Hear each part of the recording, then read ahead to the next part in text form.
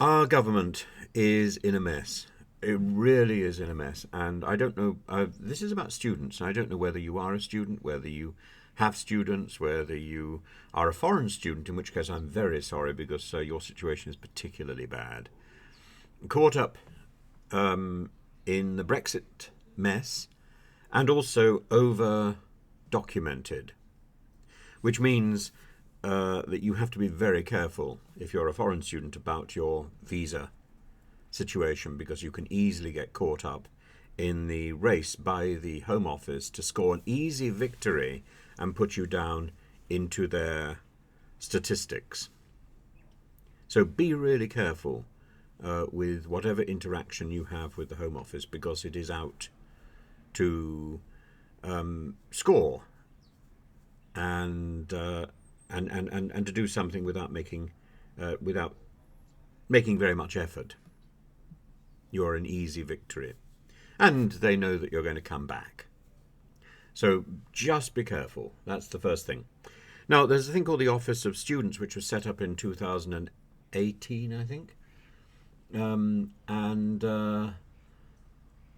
Toby Young, for example, the right-wing free schools man, was appointed without proper checks. And it's a very strange organisation, but it has a lot of power. And an investigation into it this week has just come out, and here's a paragraph which the perception that the OFS, the Office for Students, lacks independence is not aided by the fact that the OFS chair continues to take the whip of the governing party of the House of Lords, that's Lord Wharton, while simultaneously claiming that the organisation as a regulator is independent of the government. There is a suspicion that the student interest is used as a smokescreen for the political priorities of ministers. We call on the OFS to conduct detailed scoping work informed by engagement with students to define the student interest and explain how this drives its work. It is concerning that England's regulatory framework has shifted away from European quality standards. This has the potential to damage the sector's international reputation, which is key in attracting international students. The OFS's approach to regulation often seems arbitrary, overly controlling and unnecessarily combative.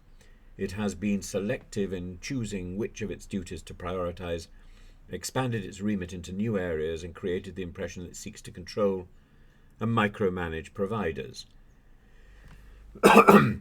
Lord Wharton has said the OFS's values include openness and seeking opportunities for learning, and the House of Lords Industry and Regulators Committee's inquiry provided a helpful opportunity to hear from representatives of higher education institutions, students and policymakers, and understand these stakeholders' thoughts on our regulatory approach. Our detailed analysis of the data universities provide to us suggests that many are in good financial shape.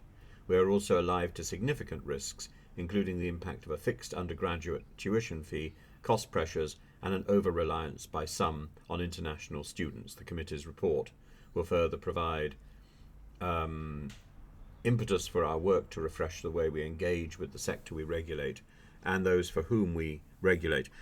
Part of the problem of the OFS and part of the problem with education in the UK at the moment, and particularly for international students coming here, is that students are sponsored by the institutions where they are studying. So if a student comes here and then finds that institution is below par, there is nothing they can do. And should they leave that institution, the institution rings up and the student gets a serious bad mark which can impact on any future visa application.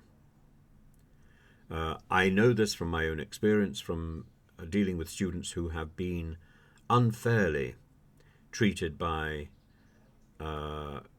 sixth form colleges, by universities, by schools.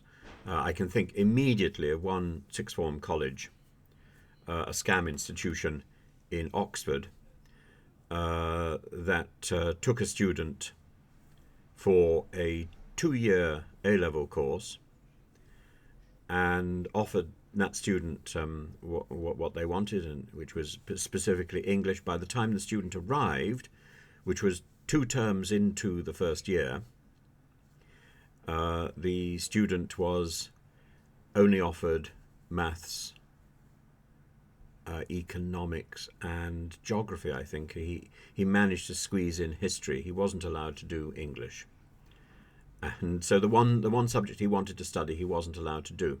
And then he was unexpectedly offered a place in a university without any further exams, and he wanted to leave. And of course the school would not let him without paying all his fees for that year, which is simply abhorrent.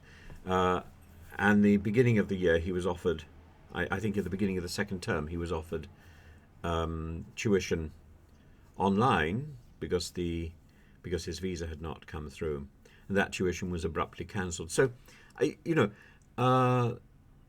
students, foreign students, are prey to the vagaries of a very nasty money-making machine. And there is nothing that exists in our country to support them or to give them proper guidance. Everything is tied up to either the Home Office or the institution. There is, and here you've got the Office of Students is another toadying organisation in service of our present government, and that doesn't commend itself. It's a shame.